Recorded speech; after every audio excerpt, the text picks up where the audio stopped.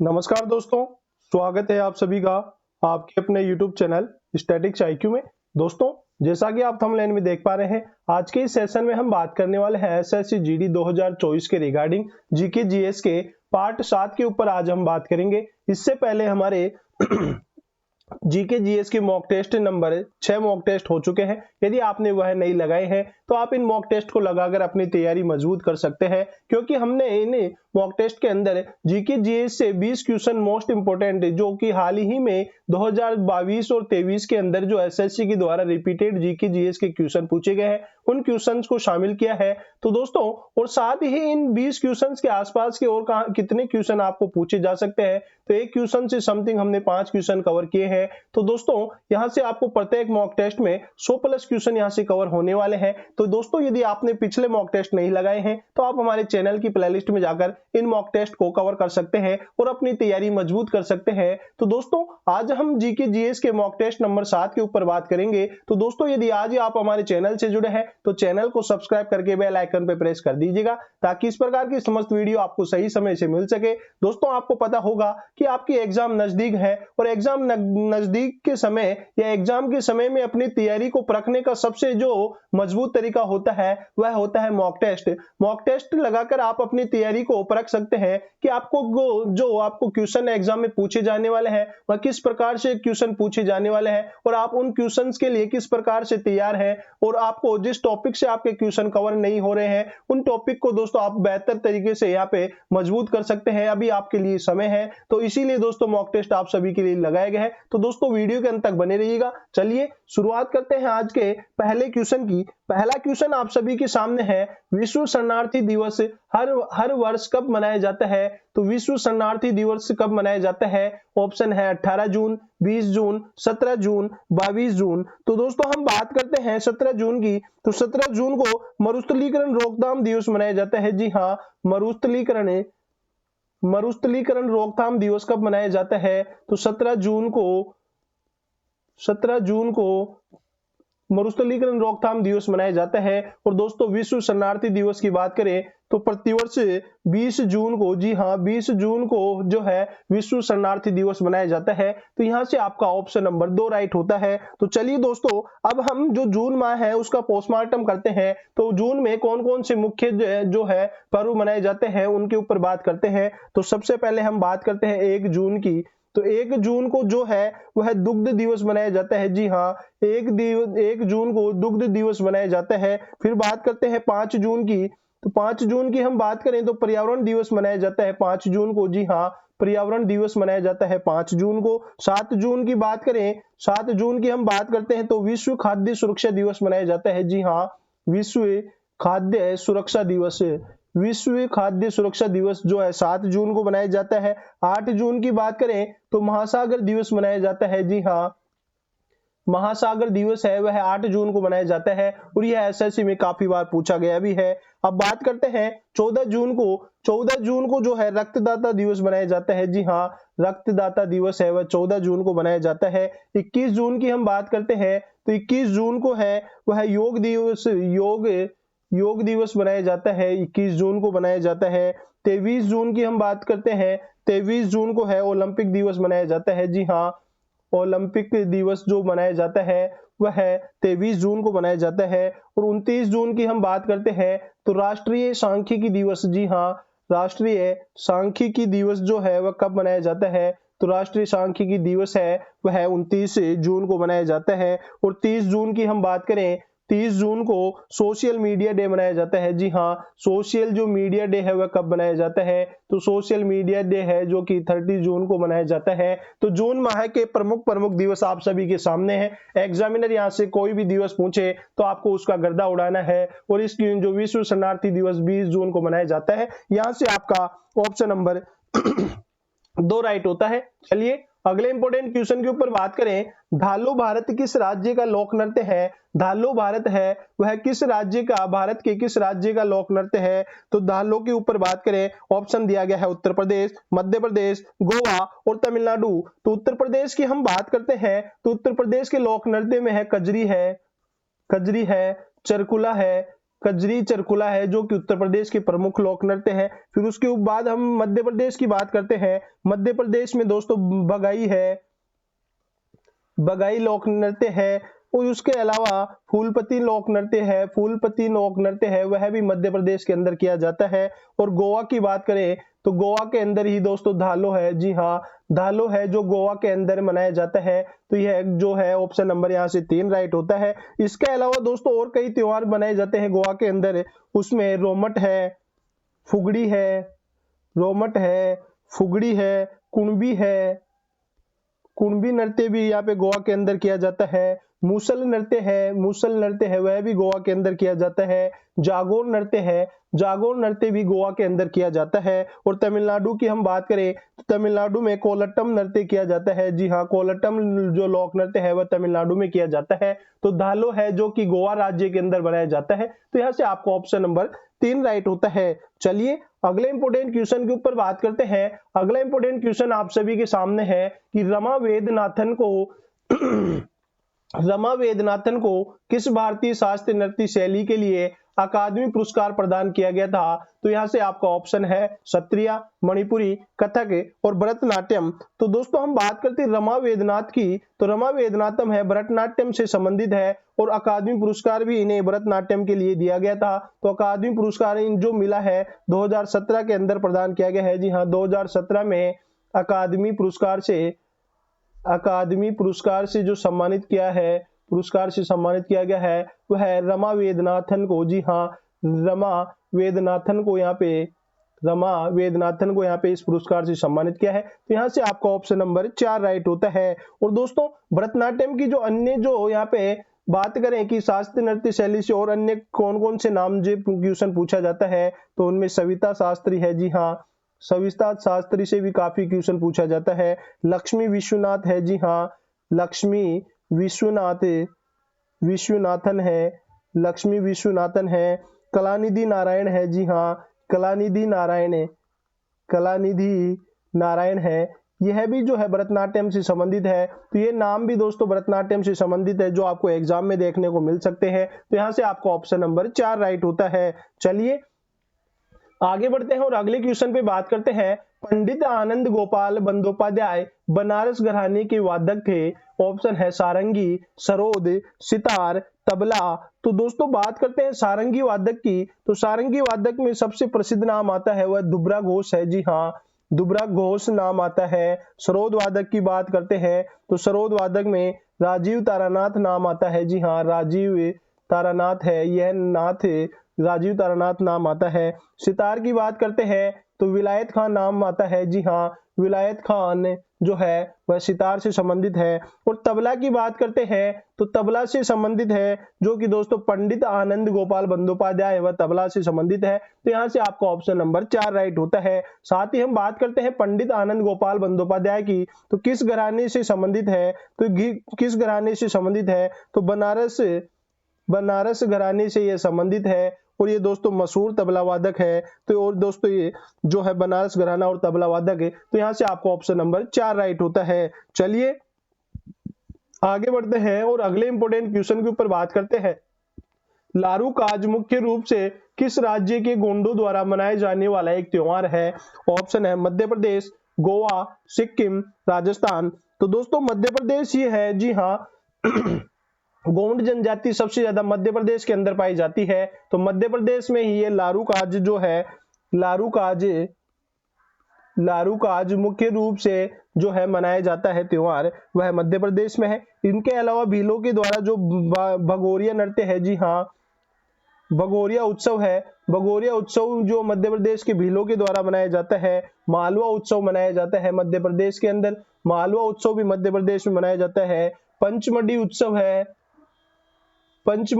है, यह भी जो है मध्य प्रदेश के अंदर बनाया जाता है। गोवा की हम बात करें तो यहाँ से दोस्तों आपका ऑप्शन नंबर 1 राइट होता है। साथ ही हम गोवा की बात कर लेते हैं तो सनबर्न महोत्सव है, ये गोवा के अंदर मनाया जाता है। मांडो महोत्सव है जो कि गोवा के अंदर मनाया जाता है। सिक्किम की हम बात करें तो सागादावा महोत्सव है जो सिक्किम के अंदर मनाया जाता है। लोसुंग महोत्सव है जो कि सिक्किम के अंदर मनाया जाता है। साथ ही हम राजस्थान की बात करें तो सूपी उत्सव मनाया जाता है। जी हाँ, राजस्थान में सूपी उत्सव मनाया जाता है। हाथी उत्सव मनाया जाता है। हाथी उत्सव मनाया जाता है। तो ये दोस्तों राजस्थान के अंदर मनाए जाते हैं और यहाँ से आपको ऑप्शन नंबर एक राइट होने वाला है। चलिए आगे बढ़ते हैं और अगले इंपोर्टेंट क्वेश्चन के ऊपर बात करते हैं। भितरकनिका राष्ट्रीय उद्यान निम्नलिखित में से किस राज्य में स्थित है? भितरकनिका के ऊपर बात करें, ऑप्शन दिए गए हैं केरल, मेघालय, गोवा, ओडिशा। तो जो भितरकनिका है वह ओडिशा के अंदर जो पाया जाता है। जी हाँ, ओडिशा के अंदर यह राष्ट्रीय उद्यान है। इसी के साथ ओडिशा के और मुख्य कौन कौन से राष्ट्रीय उद्यान है, उनमें सिमलीपाल आता है। जी हाँ, सिमलीपाल है जो कि उड़ीसा के अंदर है। इसके अलावा उड़ीसा में बात करें, नंदकानन है। जी हाँ, नंदकानन राष्ट्रीय उद्यान यह भी उड़ीसा में है। सोनाबेड़ा है। जी हाँ, सोनाबेड़ा है, यह भी उड़ीसा के अंदर है। और साथ ही हम बात कर रहे हैं जो भितरकनिका है, भितरकनिका भी यहाँ पे जो उड़ीसा के अंदर स्थित है। चलिए यहाँ से आपका ऑप्शन नंबर 4 राइट होता है। और अगले इंपोर्टेंट क्वेश्चन के ऊपर बात करते हैं, वह है कि निम्नलिखित में से कौन सा अंतरराष्ट्रीय एथलीट मारिया शारापोवा की आत्मकथा है? तो मारिया शारापोवा की आत्मकथा कौन सी है? ऑप्शन है open, unbreakable, but seriously, unstoppable या माई लाइफ सो फार। तो मारिया शारापोवा की बात करते हैं तो मारिया शारापोवा की जो option number 4 Unstoppable my life so far है, ये आत्मकथा है। तो यहाँ से आपका ऑप्शन नंबर 4 राइट होता है। मारिया शारापोवा की आत्मकथा जो है वह है option number 4 Unstoppable my life so far है। तो यहाँ से ऑप्शन नंबर 4 राइट होता है। ओपन की बात करें तो ओपन जो है आंद्रे अगासी की, जी हाँ, आंद्रे अगासी की यहाँ पे आत्मकथा है। फिर बात करते हैं अनब्रेकेबल दोस्तों एमसी मैरी कॉम, जी हाँ, golden girl MC Mary Kom की यहाँ पे आत्मकथा है, वह अनब्रेकेबल है। और यहाँ पे बात करते हैं बट सीरियसली की बात करें तो जॉन मैकेनरो है। जी हाँ, जॉन मैकेनरो है, उनकी आत्मकथा बट सीरियसली है। और माई लाइफ सो फार है जो कि मारिया शारापोवा की आत्मकथा है। तो यहाँ से आपका ऑप्शन नंबर 4 राइट होता है। अब दोस्तों टेनिस के अन्य खिलाड़ियों की आत्मकथा के ऊपर बात करें तो वह भी दोस्तों आपको एग्जाम में पूछी जा सकती है। तो सानिया मिर्जा की आत्मकथा के ऊपर बात करते हैं। यह भारत की मशहूर टेनिस खिलाड़ी है। जी हाँ, सानिया मिर्जा जो अभी चर्चा में भी बनी हुई है। इनकी दोस्तों जो इन्होंने पाकिस्तान के शोएब मलिक से शादी की थी और उनका दोस्तों अभी तलाक हो चुका है, तो ये चर्चा में बनी हुई है। सानिया मिर्जा की जो बात करते हैं आत्मकथा के ऊपर, तो इनकी आत्मकथा है एस अगनेस्ट ओड्स के नाम से दोस्तों इनकी आत्मकथा है। एस अगनेस्ट ओड्स है जो सानिया मिर्जा की आत्मकथा है। नोवाक जोकोविच की बात करते हैं, जोकोविच की बात करें तो नोवाक जोकोविच की आत्मकथा है सर्व टू विन जो आत्मकथा है वह नोवाक जोकोविच की है। नाओमी ओसाका की बात करते हैं, जी हाँ, नाओमी ओसाका की बात करते हैं और ये दोस्तों समस्त टेनिस के मशहूर खिलाड़ी हैं। ओसाका की बात करते हैं तो द वे चैंप प्ले है। जी हाँ, द वे चैंप प्ले की हम बात करते हैं, द वे चैंप प्ले की बात करते हैं तो ये नाओमी ओसाका, जी हाँ, नाओमी ओसाका की आत्मकथा है। इसके अलावा एशले बार्टी की हम बात करते हैं, एशले बार्टी की हम बात करें तो इनकी आत्मकथा कौन सी है? माई ड्रीम टाइम, जी हाँ, माई ड्रीम टाइम आत्मकथा है। माई ड्रीम टाइम जो आत्मकथा है वह है एशले बार्टी की है। साथ ही हम बात करते हैं सेरेना विलियम्स, जी हाँ, सेरेना विलियम्स की बात करते हैं तो सेरेना विलियम्स की आत्मकथा कौन सी है? तो बेबी बेलर्स, जी हाँ, बेबी बेलर्स जो आत्मकथा है वह सेरेना विलियम्स की है। तो दोस्तों जो जितने भी विश्व के एथलीट जो है टेनिस के खिलाड़ी हैं उन सभी की आत्मकथा आप सभी के सामने है। तो यहाँ से आपका दोस्तों यह क्वेश्चन बिल्कुल भी गलत नहीं होना चाहिए। चलिए आगे बढ़ते हैं और अगले इंपोर्टेंट क्वेश्चन के ऊपर बात करते हैं। भारतीय संविधान का कौन सा अनुच्छेद नए राज्यों के गठन और मौजूदा राज्यों के क्षेत्र सीमाओं या नाम में परिवर्तन से संबंधित है? तो दोस्तों हम बात करते हैं भारत के संविधान का शुरुआत के जो भाग 1 है उसमें संघ के बारे में बात की गई है। तो भाग 1 का जो आर्टिकल 1 है उसके ऊपर बात करते हैं। तो आर्टिकल 1 के अंदर आर्टिकल 1 की बात करें तो आर्टिकल 1 में कहा गया है संघ व राज्य क्षेत्र, संघ राज्य क्षेत्र के बारे में कहा गया है। जी हाँ, संघ राज्य क्षेत्र या संघ का नाम इस प्रकार से आर्टिकल 1 में कहा गया है। साथ ही हम बात करते हैं आर्टिकल 2 की। आर्टिकल 2 में भारत के बाहर से यदि कोई राज्य जोड़ा जाता है, भारत के बाहर से कोई क्षेत्र कोई क्षेत्र भारत में मिलाना हो तो उसका प्रावधान भारत में मिलाना हो तो उसका प्रावधान भारत के संविधान के आर्टिकल 2 में किया गया है।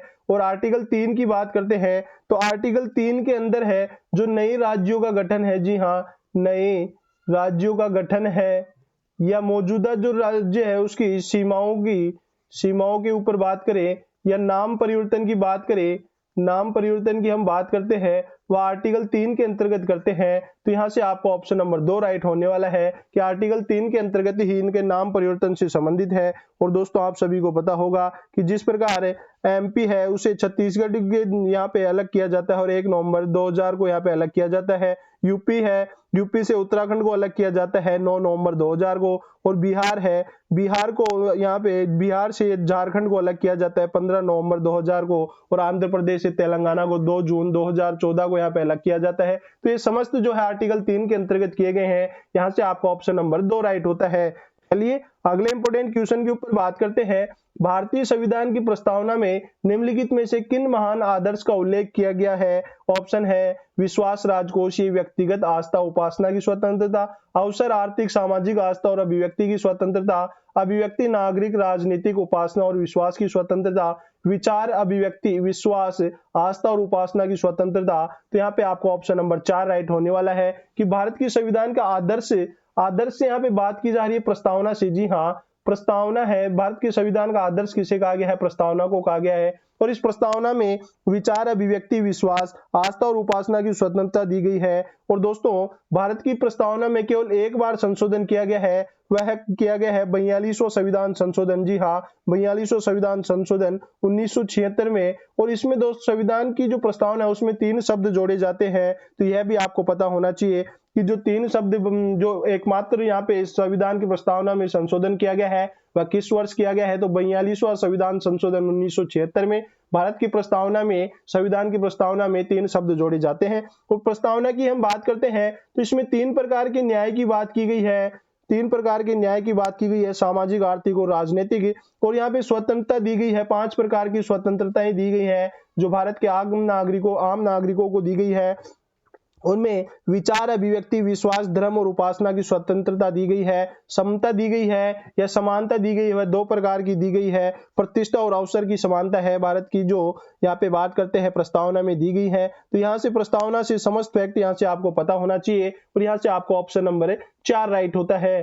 चलिए अगले इंपोर्टेंट क्वेश्चन के ऊपर बात करते हैं। निम्नलिखित में से कौन सा अनुच्छेद कहता है कि माता पिता या संरक्षक 6 से 14 वर्ष तक की आयु वाले अपने यथास्थिति बालक या प्रतिपल्य के लिए शिक्षा के अवसर प्रदान करेगा? तो 6 से जो 14 वर्ष तक के बच्चे हैं उन्हें अनिवार्य तौर पर शिक्षा प्रदान करना जो उनके माता पिता का या संरक्षक और उसका कर्तव्य है। तो कौन से संविधान के अनुच्छेद में कहा गया है? तो दोस्तों आप सभी को पता है मौलिक कर्तव्य के माध्यम से कहा गया है। और मौलिक कर्तव्य भारत के अनुच्छेद 51 का में है। भाग की बात करते हैं तो 4 का भाग के अंदर 51 का आर्टिकल अनुच्छेद के अंदर यहाँ पे मौलिक कर्तव्य के बारे में कहा गया है। और आप सभी को पता है कि जो 11 मौलिक कर्तव्य प्रदान किए गए हैं उनमें दोस्तों 51 एक के अंदर यहाँ पे प्रदान किया गया है। तो यहाँ से आपको ऑप्शन नंबर 4 राइट होता है।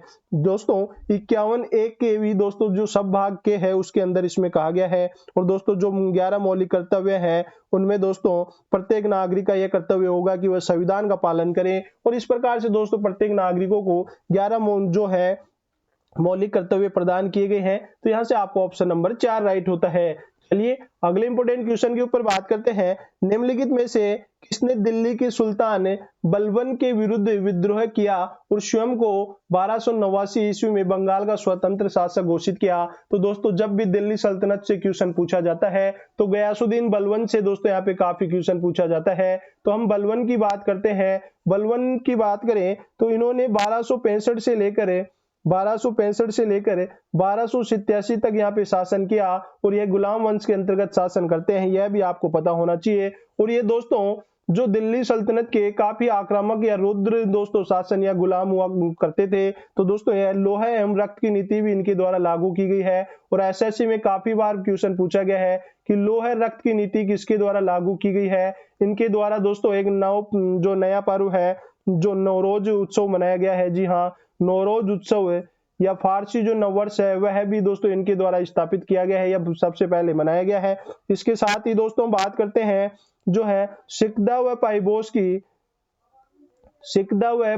की जो प्रथा है, पाइबोस की प्रथा है, वह भी गयासुद्दीन बलबन के द्वारा ही यहाँ पे चालू की गई थी। और दोस्तों ये समस्त फैक्ट यहाँ से आपको पता होना चाहिए। और साथ ही हम बात करते हैं जो बलबन है, इनका जो वास्तविक नाम क्या था, तो बहाउद्दीन इन्हें कहा जाता था। जी हाँ, बहाउद्दीन इन्हें कहा जाता था, ये इनका वास्तविक नाम था। लोहा एवं रक्त की नीति भी इनके द्वारा ही दोस्तों यहाँ पे सबसे पहले अपनाई जाती है। नौरोज उत्सव जो कि एक फारसी नववर्ष है, यह भी इनके द्वारा मनाया जाता है। और सिकदा व पाइबोस की प्रथा भी इनके द्वारा जो है आरंभ की गई है। तो दोस्तों सिकदा होता है जो यहाँ पे सुल्तान होता है, उसको दोस्तों यहाँ पे घुटनों के बल बैठकर प्रणाम करना, और पाइबोस उनके चरणों को चूमना, ये जो प्रथा है गयासुद्दीन बलबन के द्वारा चलाई गई है। और 1289 में जो बंगाल के दोस्तों तुगरील बेग है, उन्होंने अपने आप को स्वतंत्र शासक घोषित किया था। तो यहाँ से आपका ऑप्शन नंबर 4 राइट होता है कि 1289 के अंदर तुगरील बेग ने यहाँ पे यह अपने आप को बंगाल का स्वतंत्र शासन घोषित किया था।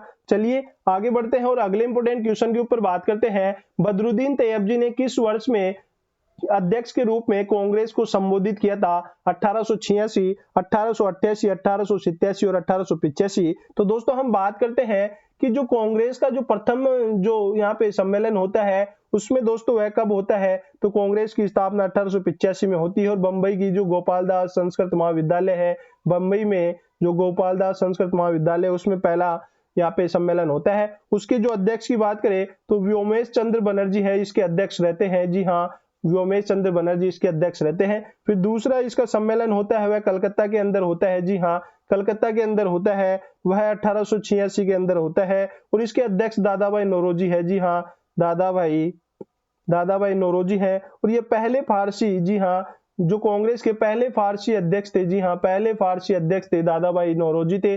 तीसरा जो यहाँ पे इनका सम्मेलन होता है वह मद्रास के अंदर होता है, और मद्रास में 1887 में यहाँ पे होता है। और इसकी अध्यक्षता बदरुद्दीन तैयबजी, जी हाँ, बदरुद्दीन तैयबजी के द्वारा इसकी कांग्रेस की अध्यक्षता की जाती है। और बदरुद्दीन तैयबजी ही पहले मुस्लिम कांग्रेस के अध्यक्ष थे। जी हाँ, पहले मुस्लिम अध्यक्ष थे जो कि कांग्रेस की अध्यक्षता की थी। तो यह क्वेश्चन दोस्तों आपके पूछा गया है। तो 1887 के अंदर ही बदरुद्दीन तैयबजी पहले मुस्लिम अध्यक्ष होते हैं। फिर बात करते हैं इलाहाबाद की। तो इलाहाबाद के अंदर 1888 के अंदर यहाँ पे होता है। और इसमें जॉर्ज यूले को अध्यक्षता बनाई जाती है। जी हाँ, जॉर्ज यूले की अध्यक्षता में 1888 में इलाहाबाद का सम्मेलन होता है, और इसमें जॉर्ज यूले अध्यक्ष बनते हैं। और कांग्रेस के प्रथम अंग्रेज अध्यक्ष है वह है जॉर्ज यूले हैं। तो यह क्वेश्चन भी एसएससी के द्वारा काफी पूछा जाता है। तो पहले मुस्लिम अध्यक्ष बदरुद्दीन तैयबजी है, और बदरुद्दीन तैयबजी ने ही दोस्तों जो तीसरा यहाँ पे कांग्रेस का सम्मेलन होता है 1887 में, उन्होंने तमिल भाषा के अंदर भाषण दिया था। जी हाँ, तमिल भाषा में भाषण दिया था। तमिल भाषा में भाषण जो है बदरुद्दीन तैयबजी ने दिया था। तो यहाँ से आपको ऑप्शन नंबर 3 राइट होता है। चलिए अगले इंपोर्टेंट क्वेश्चन के ऊपर बात करते हैं। निम्नलिखित में से कौन सा हमारे सौर मंडल का भीतरी ग्रह नहीं है? तो दोस्तों हम बात करते हैं कि ये इधर जो है, इधर सूर्य होता है। फिर सूर्य के बाद में हम इनके क्रम के ऊपर बात करें, फिर आता है बुध आता है। जी हाँ, बुध आता है। फिर शुक्र आता है, शुक्र के बाद में पृथ्वी आती है, पृथ्वी के बाद में इधर मंगल आता है। जी हाँ, मंगल आता है। मंगल के बाद में दोस्तों बृहस्पति आता है, बृहस्पति के बाद में शनि आता है, शनि के बाद में अरुण आती है, और अरुण के बाद में दोस्तों यहाँ पे वरुण आता है। तो इस प्रकार दोस्तों ये सूर्य का एक क्रम है। तो इसी सूर्य क्रम में जो बुध, शुक्र, पृथ्वी और मंगल है, इन्हें दोस्तों आंतरिक ग्रह कहा जाता है। जी हाँ, आंतरिक ग्रह कहा जाता है, आंतरिक ग्रह या भीतरी ग्रह इन्हें कहा जाता है। और दोस्तों जो बृहस्पति, शनि, अरुण और वरुण है, इन्हें दोस्तों बाहरी ग्रह कहा जाता है। जी हाँ, बाहरी ग्रह है जो कहा जाता है। तो दोस्तों आप देख पा रहे हैं कि यहाँ पे आपको जो पूछा गया है सौरमंडल के भीतरी ग्रह कौन सा नहीं है, तो बुध, शुक्र और मंगल है जो आंतरिक ग्रह है, भीतरी ग्रह है, जबकि बृहस्पति है जो बाहरी ग्रह है। तो यहाँ से आपका ऑप्शन नंबर 3 राइट होता है। चलिए अगले क्वेश्चन के ऊपर बात करते हैं। पूर्वी घाट का सबसे ऊंचा शिखर कौन सा है? तो दोस्तों आप सभी को पता होगा कि यहाँ पे इस प्रकार से अपने जो भारत का जो मानचित्र है इस प्रकार से है, जो कि दक्षिण भारत का इस प्रकार से यहाँ पे मानचित्र है। इसमें दोस्तों श्रीलंका यहाँ पे इस प्रकार से रहता है।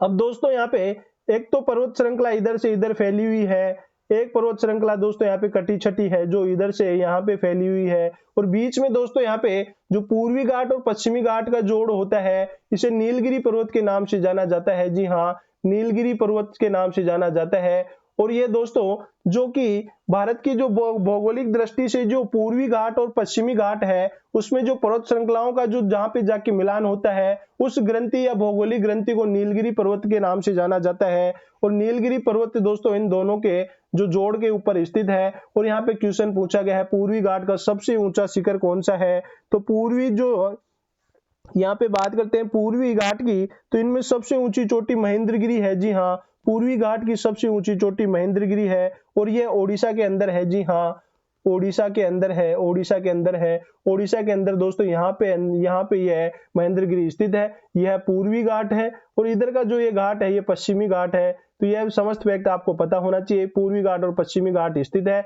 और इन दोनों का जो दक्षिण में जो विलय होता है वह नीलगिरी पर्वत के रूप में होता है। और इस महेंद्रगिरी की जो ओडिशा के अंदर या पूर्वी घाट की सबसे ऊंची चोटी है इसकी 1501 मीटर की यहाँ पे ऊंचाई है। तो यह फैक्ट भी आपको पता होना चाहिए। और दोस्तों यहाँ पे बात करते हैं पश्चिमी और दक्षिणी भारत की सबसे ऊंची चोटी की बात करते हैं तो वह अनाईमुड़ी आता है। जी हाँ, पश्चिमी और दक्षिणी भारत की सबसे ऊंची चोटी की बात करते हैं अनाईमुड़ी आता है। और सेकंड ऊंची चोटी की बात करें वह डोडा बेटा है जो तमिलनाडु में नीलगिरी पर्वत के अंतर्गत आती है। तो यहाँ से आपका ऑप्शन नंबर 2 राइट होता है। चलिए अगले इंपोर्टेंट क्वेश्चन के ऊपर बात करें।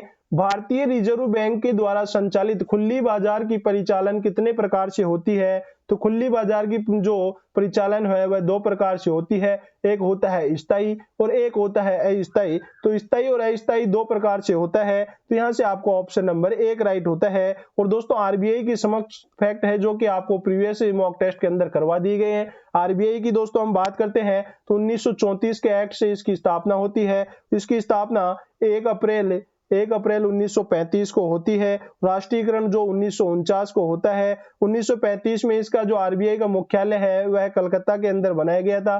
फिर उसको 1937 में हेडक्वार्टर मुंबई के अंदर वापस लाया गया है। क्षेत्रीय निदेशक का कार्यालय होता है वह 29 होता है। पहले आरबीआई गवर्नर की बात करते हैं तो ऑसबोर्न स्मिथ थे। जी हाँ, पहले आरबीआई गवर्नर की बात करें तो ऑसबोर्न स्मिथ है जो कि 1935 से 1937 तक रहते हैं। फिर बात करते हैं जेम्स ब्रैड टेलर आते हैं। जी हाँ, जेम्स ब्रैड टेलर आते हैं, वह 1937 से 1943 तक रहते हैं। फिर बात करते हैं सीडी देशमुख की। सीडी देशमुख प्रथम भारतीय गवर्नर बनते हैं और यह क्वेश्चन काफी बार पूछा जाता है एसएससी के द्वारा। तो इनका कार्यकाल 1943 से 1949 तक रहता है। वो प्रथम भारतीय गवर्नर, जी हाँ, आरबीआई के प्रथम भारतीय गवर्नर है वह सीडी देशमुख है और प्रथम गवर्नर ऑसबोर्न स्मिथ है। ये समस्त फैक्ट आपको बताए जा चुके हैं। तो दोस्तों यहाँ से आपका आरबीआई से संबंधित जो भी क्वेश्चन पूछा जाए तो आपका गलत नहीं होना चाहिए। यहाँ पे आपको ऑप्शन नंबर 1 राइट होता है। अगला इंपोर्टेंट क्वेश्चन है समस्थानिकों की विशेषता क्या होती है, तो समस्थानिकों की विशेषता से पूछा गया है। तो समस्थानिक में समान परमाणु संख्या होती है और द्रव्यमान संख्या इनकी अलग अलग होती है। तो दोस्तों यह समान परमाणु संख्या और अलग अलग द्रव्यमान संख्या यह समस्थानिकों की प्रमुख विशेषता होती है। तो ये दोस्तों यार समस्त फैक्ट यहाँ से आपको पता होना चाहिए। जैसे दोस्तों हम बात करते हैं एग्जाम्पल लेकर, तो एक हाइड्रोजन के 3 समस्थानिक है जिसमें H11 आता है, एक आता है H12, एक आता है H13 जिसे प्रोटियम, ड्यूटेरियम और टाइटेरियम कहा जाता है। जी हाँ, प्रोटियम, ड्यूटेरियम व ट्राइटियम इसे कहा जाता है, ट्राइटियम में इसे कहा जाता है। तो यह दोस्तों हाइड्रोजन के 3 समस्थानिक है। इनके दोस्तों आप देख पा रहे हैं ये परमाणु क्रमांक तो इनके समान है, जबकि जो परमाणु द्रव्यमान है वह अलग अलग है। तो यही दोस्तों समस्थानिक होते हैं। तो यहाँ से आपको ऑप्शन नंबर 4 राइट होता है। चलिए अगले इंपोर्टेंट क्वेश्चन के ऊपर बात करते हैं। क्लिनिकल थर्मामीटर डैश से तापमान बढ़ता है। तो दोस्तों यहाँ पे तापमान है किस प्रकार से नापा जाता है उसके ऊपर बात की जाती है। तो 35 डिग्री सेल्सियस से लेकर 42 डिग्री सेल्सियस तक यहाँ पे तापमान बढ़ता है। जो कि दोस्तों आप थर्मामीटर देखते हैं जब बुखार आती है तो डॉक्टर के द्वारा जिस वस्तु का उपयोग किया जाता है बुखार नापने के लिए उसे थर्मामीटर कहा जाता है। जी हाँ, थर्मामीटर उसे कहा जाता है और वह 35 डिग्री से 42 डिग्री तक के तापमान तक बढ़ता है। और मनुष्य की दोस्तों बात करें तापमान की तो मनुष्य का तापमान होता है वह 37 डिग्री सेल्सियस होता है और 98.5 4 डिग्री फ़ारेनहाइट के अंदर होता है, तो सेल्सियस के अंदर 37 डिग्री, 98.4 डिग्री फ़ारेनहाइट के अंदर यहाँ पे तापमान होता है। तो ये अन्य फैक्ट भी आपको पता होना चाहिए। चलिए दोस्तों आगे बढ़ते हैं और अगले इंपॉर्टेंट क्वेश्चन के ऊपर बात करते हैं। हाल ही में किस तमिल लेखक को उनकी आत्मकथा सूर्यवंशम के लिए महत्वपूर्ण सरस्वती सम्मान मिला है?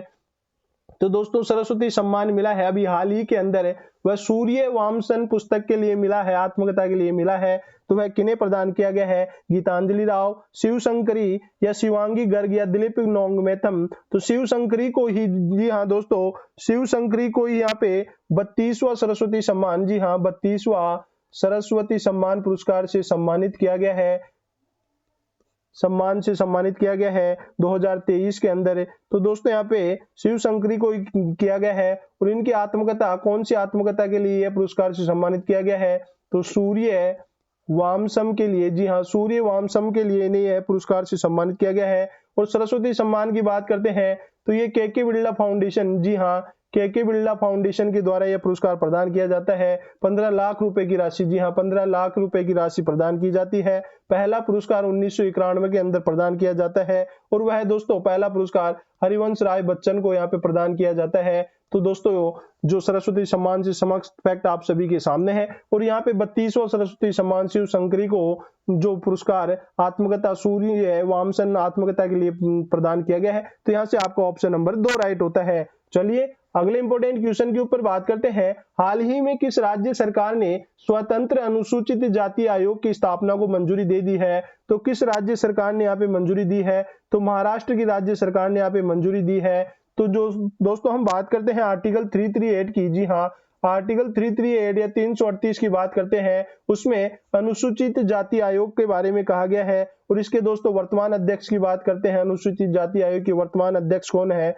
तो श्री अरुण हल्दर है, जी हाँ श्री अरुण हल्दर है जो कि यहाँ पे अनुसूचित जाति आयोग के वर्तमान अध्यक्ष है। और आर्टिकल 338 में अनुसूचित जाति आयोग के बारे में कहा गया है, प्रावधान किया गया है। और ये दोस्तों महाराष्ट्र राज्य सरकार के द्वारा अभी स्थापना की मंजूरी दे दी है। तो दोस्तों यह यहाँ से आपका ऑप्शन नंबर 3 राइट होता है। चलिए अगले इंपॉर्टेंट क्वेश्चन के ऊपर बात करते हैं। हाल ही में किस राज्य का तट मंदिर भारत का पहला हरित ऊर्जा पुरातत्व स्थल बन गया है? ऑप्शन है कर्नाटक, तेलंगाना, तमिलनाडु, राजस्थान। तो ये तट मंदिर दोस्तों जो है भारत का हरित ऊर्जा स्टेशन बन गया है, वह तमिलनाडु के अंदर स्थित है। और ये दोस्तों इसे शोर मंदिर भी कहा जाता है, जी हाँ इसे शोर मंदिर भी कहा जाता है। और ये दोस्तों बंगाल की खाड़ी के अंदर स्थित है, जी हाँ बंगाल की खाड़ी के अंतर्गत स्थित है। साथ ही हम बात करें ये द्रविड़ शैली में निर्मित है, जी हाँ द्रविड़ शैली के अंदर ये निर्मित है। और इसका निर्माण शोर मंदिर का या तट मंदिर का निर्माण है जो पल्लव राजाओं के द्वारा करवाया गया है, जी हाँ